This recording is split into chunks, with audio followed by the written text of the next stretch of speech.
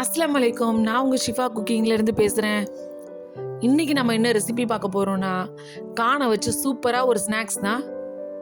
இது ரொம்ப டிஃப்ரெண்ட்டாக இருக்கும், ஆனால் ரொம்பவும் டேஸ்ட்டாக இருக்கும். ஒரு கான் மட்டும் இருந்தால் போதும், 10 நிமிஷத்தில் பண்ணிடலாம். சூப்பரான ஒரு ஈவினிங் ஸ்நாக்ஸ். உங்கள் குழந்தைங்களும் ரொம்ப பிரியமாக சாப்பிடுவாங்க. வாங்க எப்படி செய்கிறதுன்னு பார்க்கலாம். இதுக்கு நான் ஒரு ஃப்ரெஷ்ஷான கான் எடுத்திருக்கேன். பாருங்கள், நல்லா கான் முத்து முத்தாக ஃப்ரெஷ்ஷாக இருக்குது. இப்போ அந்த மேலே இருக்க கானை மட்டும் நம்ம உடச்சி எடுக்கணும்.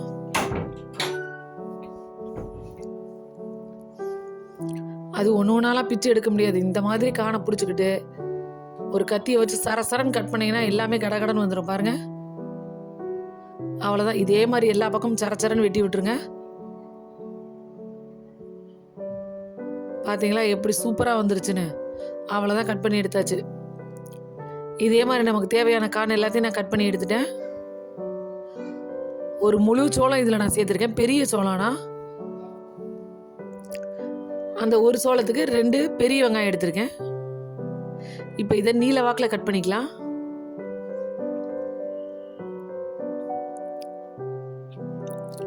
நீங்கள் அடுப்பில் எண்ணெயை காய வச்சுட்டு இதெல்லாம் கட் பண்ண ஆரம்பிச்சிங்கன்னா கூட அந்த எண்ணெய் காயறதுக்குள்ளே எல்லாத்தையும் கட் பண்ணி டக்குன்னு சுட்டு எடுத்துடலாம்.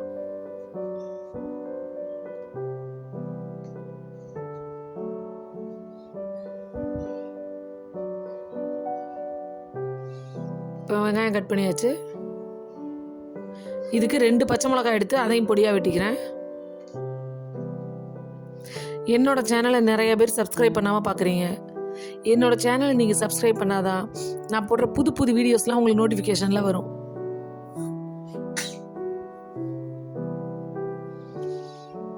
இப்போ 2 மிளகா கட் பண்ணிட்டேன். இப்போ கொஞ்சம் கருவேப்பிலை எடுத்து அதையும் கொஞ்சம் குட்டி குட்டியாக கட் பண்ணிக்கிறேன். நீங்கள் அப்படியே சேர்க்குறதா இருந்தாலும் கருவேப்பிலையை சேர்த்துக்கலாம். ஆனால் அதை அப்படியே சேர்க்கும் போது கடிச்சு சாப்பிடும்போது பெருசாக வர்ற மாதிரி இருக்கும். அப்படியே மாட்டுற மாதிரி இருக்கும். கொஞ்சம் குட்டி குட்டியாக கட் பண்ணிவிட்டா அது ஒன்றும் தெரியாது. எல்லாத்தோட அப்படியே ஒன்று சேர்ந்துரும்ல, அதனால தான் கருவேப்பிலையும் கட் பண்ணிக்கிறேன். ஒரு 10 பல்லு பூண்டை இந்த மாதிரி பொடியாக கட் பண்ணிக்கோங்க. இந்த பூண்டோட ஃப்ளேவர் இந்த கானோட சாப்பிடும்போது ரொம்ப டேஸ்ட்டாக இருக்கும்.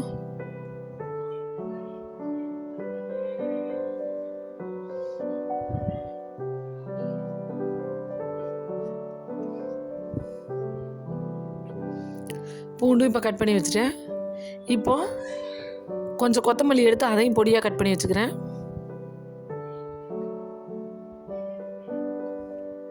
இப்போ எல்லாத்தையும் கட் பண்ணி ரெடி பண்ணியாச்சு.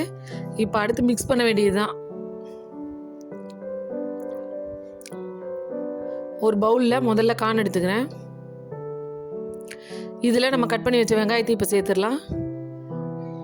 அதுக்கு மேலேயே நம்ம கட் பண்ணி வச்சுருக்க பச்சை மிளகா, பூண்டு, கருவேப்பிலை, கொத்தமல்லி எல்லாத்தையும் சேர்த்துறேன். இப்போ இதில் கடைசியாக 1 ஸ்பூன் சோம்பு சேர்த்துக்கிறேன். இதில் இந்த குழிக்கரண்டிட்ட 3 கரண்டி அரிசி மாவு, அதே 3 கரண்டிட்ட மைதா மாவு, ரெண்டுமே ஒரே அளவு சேர்த்துக்கோங்க. இந்த ரெசிபிக்கு கடலை மாவு தேவையில்லை. இப்போ இது எல்லாத்தையும் நல்லா ஒரு மிக்ஸ் பண்ணி விட்டுருங்க.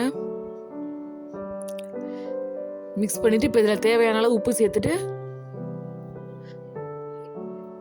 இப்போ இதை தண்ணி ஊற்றி மிக்ஸ் பண்ணுங்க.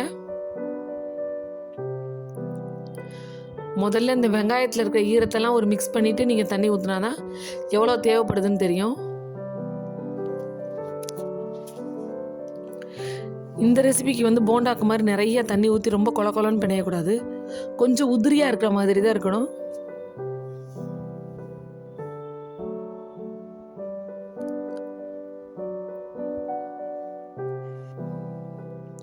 பார்த்தீங்களா, இந்த மாதிரி தான் இருக்கணும். ரொம்ப மாவு இல்லாமல் கான் வெங்காயமா, அவ்வளோதான். இதான் கரெக்டான பக்குவம். இப்போ எண்ணெய் காய வச்சுருக்கேன். அதில் கொஞ்சம் கொஞ்சமாக கைட்டு எடுத்து அப்படியே போட்டு விட்டுருங்க.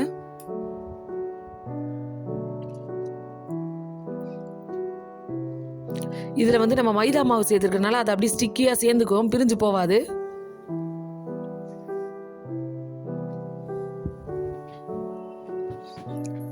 நல்லா ஒரு பக்கம் வெந்து கலர் வந்தக்கப்புறம் இன்னொரு பக்கம் திருப்பி விடுங்க. அடுப்பை வந்து மீடியம் ஃப்ளேம்லேயே வச்சுக்கோங்க, ரொம்ப லோவாக ஆக்கிடாதீங்க. ரொம்ப அதிகமாக வச்சாலும் உடனே கருகிரும்.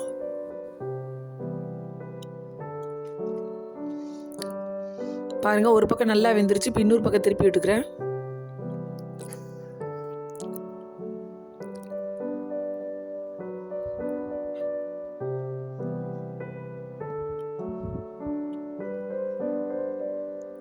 இப்போ இன்னொரு பக்கமும் நல்லா வெந்ததுக்கப்புறம் நம்ம எடுத்துருவோம். பாருங்கள், 2 பக்கமும் சூப்பராக வெந்து கலர் வந்துருச்சு. இப்போ நம்ம வெளியில் எடுத்துடலாம். அவ்வளோதான், ஒரு சூப்பரான ஈவினிங் ஸ்நாக்ஸ் ரெடி ஆகிடுச்சு. சூடாக ஒரு கப் டீயோடு வச்சு சாப்பிட்டா வேறு மாதிரி இருக்கும். நீங்களும் உங்கள் வீட்டில் ட்ரை பண்ணி பாருங்கள். ட்ரை பண்ணி பார்த்துட்டு எப்படி இருந்துச்சுன்னு எனக்கு கமெண்டில் சொல்லுங்கள்.